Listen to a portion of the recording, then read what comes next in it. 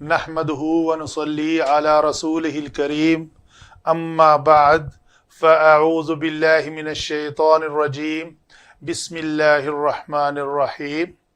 حروف علت کے قواعد چل رہے ہیں جی۔ ناقص کے قواعد میں سے ہمارا آج کا چوتھا قاعدہ ہے 35C، ہم نے نام دیا ہوا ہے اس کو۔ C سے مراد ناقص ہیں، B سے مراد اجوف ہیں اور A سے مراد مثال ہیں۔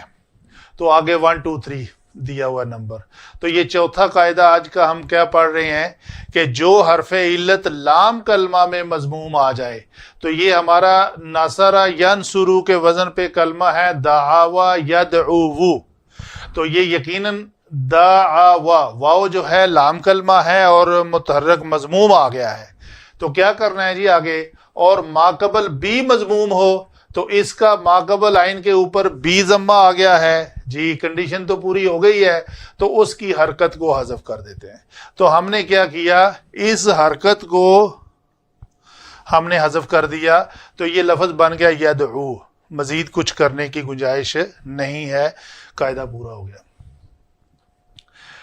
پھر اگر اجتماع ساکنین ہو جائے، کسی وجہ سے کوئی ایسا کلمہ آ گیا ہے، یہاں پہ تو کوئی نہیں آگے، اجتماع ساکنین نہیں ہو رہا، واو اکیلی ساکن ہے، تو اگر کہیں ساکن دو اکٹھے ہو جائیں تو پھر کیا کرنا ہے؟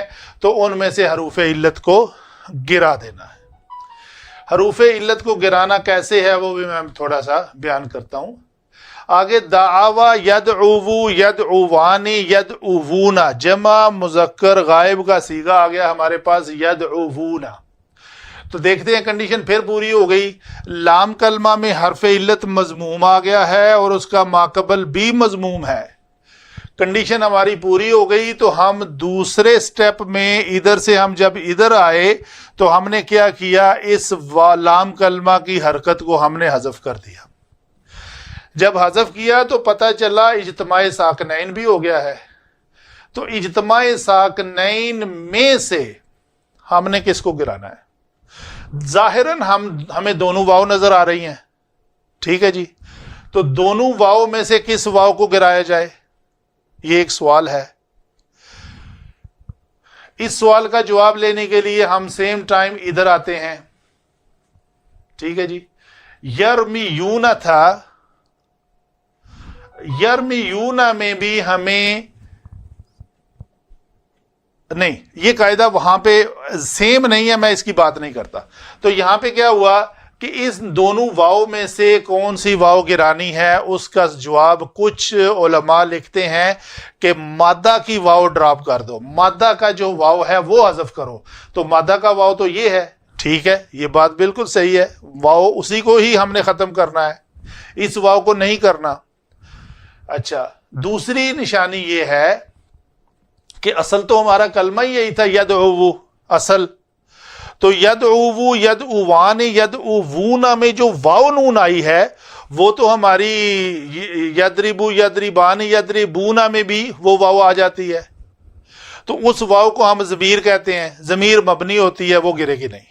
تو یہ واو جو واو نون کی شکل میں اضافی آئے گی وہ ہم نے اس کو نہیں چھیڑنا، اس کے علاوہ جو حرف علت ہوگا اس کو گرانا ہے، ٹھیک ہو گیا۔ یدعونا، یرمیونا میں کون سا قاعدہ لگا ہے جی؟ پہلے والا قاعدہ جو 35C3 ہے، اس میں کہا گیا تھا کہ اگر لام کلمہ حرف علت مضموم آ جائے اور اس کا ماقبل مکسور ہو تو پھر کیا کرتے ہیں، اس حرف علت کی حرکت ماقبل کو دی۔ جب ہم نے اس کو ماقبل کو دی تو پھر اجتماع ساکنین کی وجہ سے اس یا کو ڈراپ کیا۔ نوٹ کریں آپ، یہ یا بھی مادہ کی یا ہے، رومی یا، واو نون کو ہم نے نہیں چھیڑا، تو یہ لفظ بنا یرمونا۔ یہ ہوئی جی آج کی ہماری چھوٹی سی ایک قاعدہ ناقص کے قواعد میں سے، جب حرف علت لام کلمہ کی جگہ پہ، شرائط ہیں لام کلمہ کی جگہ پہ مضموم آئے اور اس کا ماقبل بھی مضموم ہو، بس۔ تو اللہ تعالی ہمیں سمجھنے کی توفیق عطا فرمائے اور ہمارے لیے اس سبق کو آسان فرما دے۔